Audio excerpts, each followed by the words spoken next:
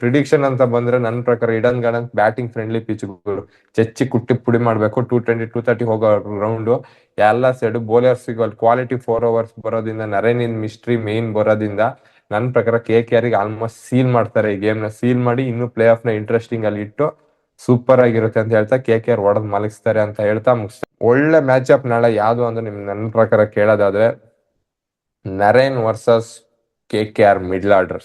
ತಿಲಕ್ ವರ್ಮಾ, ನಮನ್ದೀರ್ ಹಾಗೂ ಸೂರ್ಯಕುಮಾರ್ ಎಲ್ಲ ಒಳ್ಳೆ ಸ್ಪಿನ್ ಪ್ಲೇಯರ್ಸ್.